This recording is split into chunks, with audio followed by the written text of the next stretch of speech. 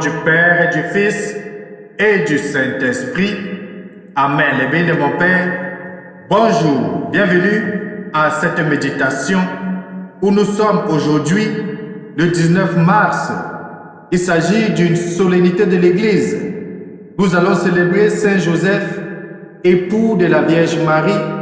Saint Joseph qui est patron de plusieurs églises à travers le monde, qui est saint patron de plusieurs pays, et c'est d'ailleurs le patron principal du Canada et des pays que vous connaissez.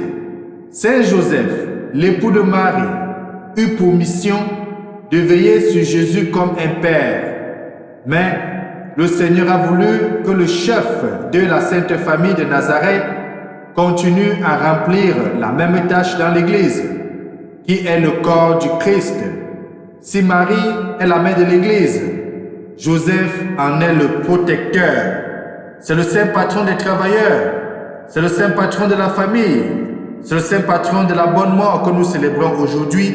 C'est donc une solennité de l'Église. Eh bien, de mon Père, 3 textes vont nous aider à méditer aujourd'hui. Le premier texte est la lecture du livre de Samuel. Il s'agit notamment du deuxième livre de Samuel au chapitre 7, les versets 4 à 16. Nous allons voir comment le Seigneur va dire très clairement à son serviteur David que sa maison et son royaume subsisteront toujours devant lui et que le trône sera stable pour toujours. Il s'agit ici de la prophétie que le Seigneur fait déjà, où le Seigneur Dieu donnera le trône de David à son père. Les bénis de mon père, c'est de la descendance de David que naîtra le Sauveur. Ensuite, nous allons lire la lettre de Saint Paul apôtre aux Romains au chapitre 4, les versets 13 à 22, où Saint Paul soulignant que, espérant contre toute espérance, Saint Joseph a cru comme Abraham avait cru lors de sa rencontre avec l'Éternel des armées. Et enfin, les bénis de mon Père, nous allons lire l'évangile de Jésus-Christ selon Saint Matthieu au chapitre 1, les versets 16 à 24, où on va voir comment l'ange va apparaître à Joseph et va lui dire de prendre Marie chez lui, Marie qui était promise et qui était fiancée de Joseph.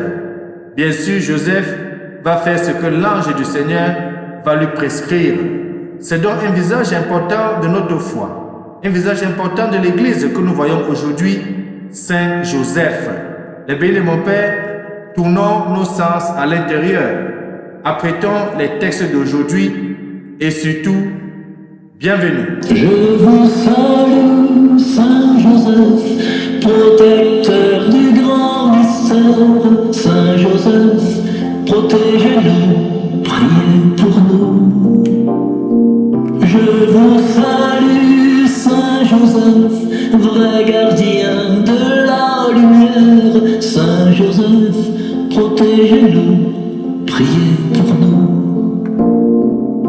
Saint Joseph, dépositaire du plus beau cadeau de Dieu, nous cherchons cette lumière, cet amour si merveilleux. Saint Joseph, quel ministère, Jésus grandit sous vos yeux. Époux de Marie, ma mère, gloire à vous et gloire à Dieu.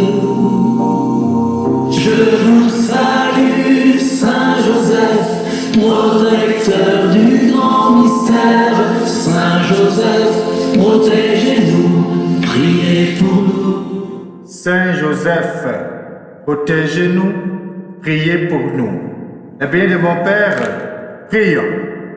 Dieu Tout-Puissant, à l'aube des temps nouveaux, tu as confié à Saint Joseph la garde des mystères du salut.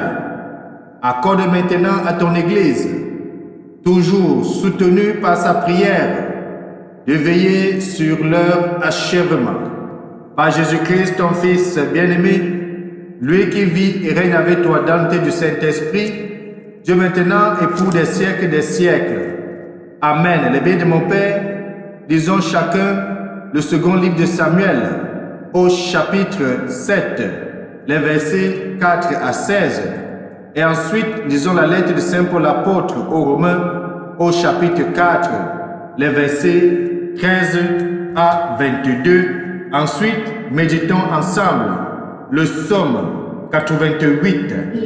Ô Seigneur, sauvage et chante. L'amour du Seigneur sans fin, je le chante.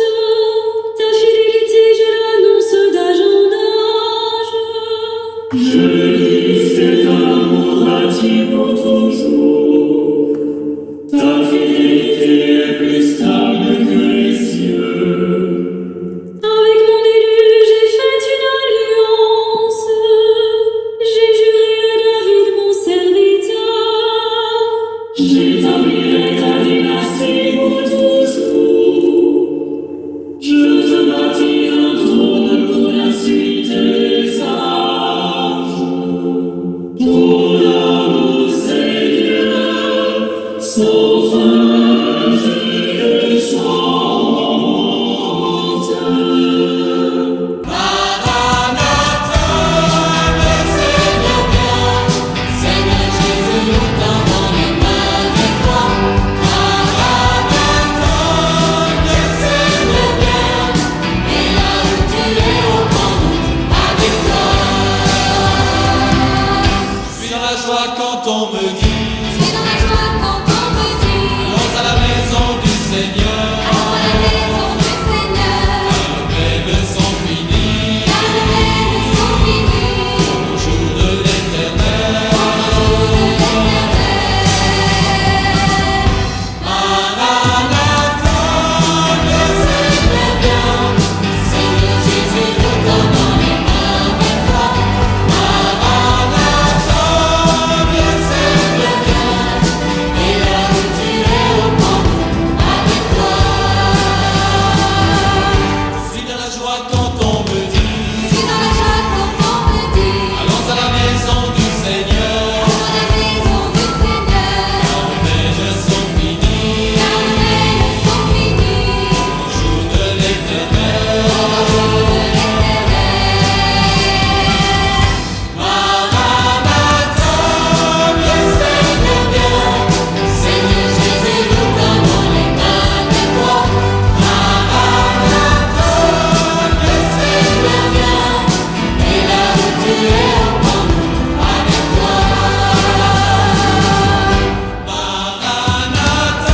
Maranatha, le Seigneur vient. Seigneur Jésus, nous tendons les mains vers toi. Maranatha, le Seigneur vient. Et là où tu es, au camp, avec toi. Évangile de Jésus-Christ selon Saint Matthieu, au chapitre 1, les versets 16 à 24. Jacob engendra Joseph, l'époux de Marie, de laquelle fut engendré Jésus, que l'on appelle Christ. Or, voici comment fut engendré Jésus-Christ. Marie, sa mère, avait été accordée en mariage à Joseph avant qu'ils aient habité ensemble. Elle fut enceinte par l'action de l'Esprit Saint. Joseph, son époux, qui est un homme juste et ne voulait pas la dénoncer publiquement, décida de la renvoyer en secret. Comme il avait formé ce projet, voici que l'ange du Seigneur lui apparut en songe et lui dit: Joseph, fils de David, ne crains pas de prendre chez toi Marie, ton épouse, puisque l'enfant qui est engendré en elle vient de l'Esprit Saint. Elle enfantera un fils, et tu donneras le nom de Jésus, c'est-à-dire le Seigneur sauve, car c'est lui qui sauvera son peuple de ses péchés. Quand Joseph se réveilla, il fit ce que l'ange du Seigneur lui avait prescrit. Acclamons la parole de Dieu. Louange à toi, Seigneur Jésus-Christ. Joseph fit ce que l'ange du Seigneur lui avait prescrit. La bénie de mon Père, pour obéir comme Joseph vient de faire dans l'Évangile, il est bon d'avoir la foi. Il est important de croire en Dieu il est merveilleux d'avoir confiance totale à l'Éternel des armées. Et c'est ce que Joseph nous montre ce matin. Il a mis toute sa confiance en Dieu. Il n'a pas douté la parole de Dieu. Il a exécuté ce que le Seigneur lui avait demandé.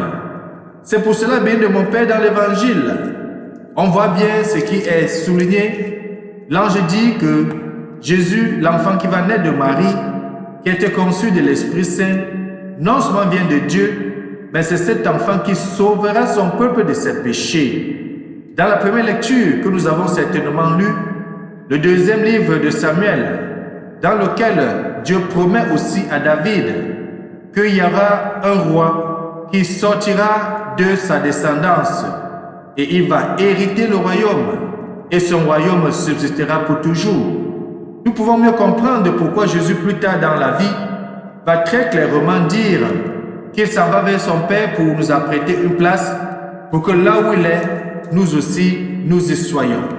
Joseph donc est donc ce visage d'obéissance. Joseph est ce visage de tranquillité. Joseph est ce visage de quelqu'un qui a foi en Dieu.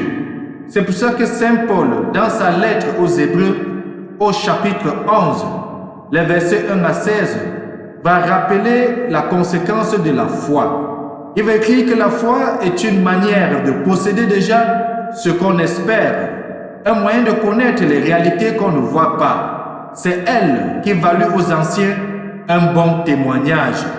Par la foi, les biens de mon Père, Saint Paul souligne que nous comprenons que le monde a été organisé par la parole de Dieu. Il s'ensuit que le monde visible ne prend pas son origine en des apparences.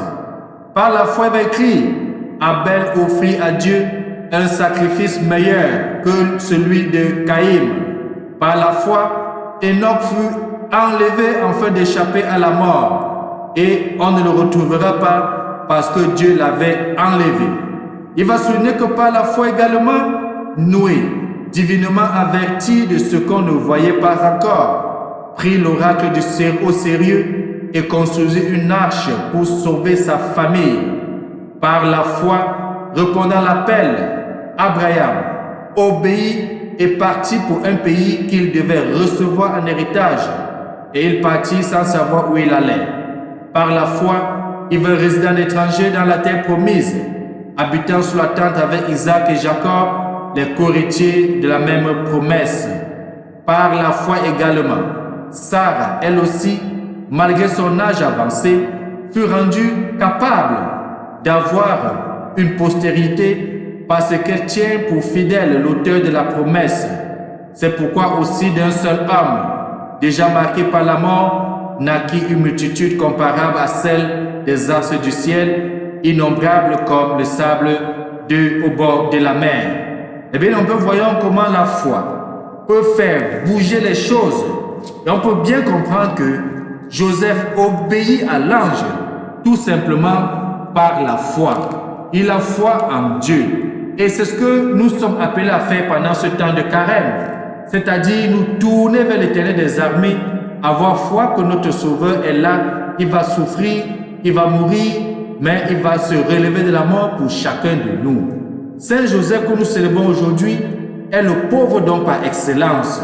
C'est lui que Dieu a donné à Marie pour conduire cette petite église domestique qu'est la Sainte Famille, formée de Marie, de Joseph et de Jésus. L'Évangile nous rapporte bien peu de lui, sinon sa docilité extrême et la volonté de Dieu, sa fidélité religieuse et son amour pour Marie et surtout son amour pour l'enfant Jésus. Tout en silence, Joseph comprend que le secret de Marie lui échappe, mais qu'elle lui est donnée pour qu'à travers elle, il puisse pénétrer plus avant dans le mystère du Fils bien-aimé que le Père, l'Éternel des armées, donne au monde. C'est donc à l'école de Marie qu'il apprend à regarder, à accueillir et à guider celui qui est la lumière des hommes. Les biens de mon Père, en parcourant toute la Bible, je n'ai vu à aucun endroit, dans les évangiles, dans le Nouveau Testament, où Saint Joseph parle, il est silencieux. Que son exemple nous aide aujourd'hui, dans un silence, d'aller rechercher notre relation de cœur à cœur avec Dieu, tout en vivant cette pauvreté, et cette dépendance radicale, Saint Joseph sait qu'il doit pleinement assumer la responsabilité de ce que le Père a confié à sa garde. À travers la tourmente, les hésitations, voire les incompréhensions, il reste constamment docile à l'Esprit Saint, veillant jalousement sur cette vie cachée de Nazareth que le Père a voulu pour son Fils et prêt à effacer à l'heure de sa manifestation au monde. Dans cette offrande silencieuse de tout lui-même, Saint Joseph prépare par avance l'offrande plénière de son Fils. C'est vers cette petite voie cachée en Marie, et vers cet exercice unique au sacerdoce royal que l'Église, notre mère Église, nous invite aujourd'hui. Quel exemple de Joseph nous habite, sa foi, son silence, son esprit d'adoration, son respect à la parole de Dieu et surtout son attachement à élever, à éduquer et accompagner sa sainte famille, ce qui manque beaucoup dans le monde d'aujourd'hui. Que le Tout-Puissant nous bénisse et nous garde, lui qui est Père, Fils et Saint-Esprit. Amen. Bonne journée. Je vous salue, Saint Joseph, protecteur du grand mystère. Saint Joseph, protégez-nous, priez pour nous. Je vous salue, Saint Joseph, vrai gardien de la lumière. Saint Joseph, protégez-nous.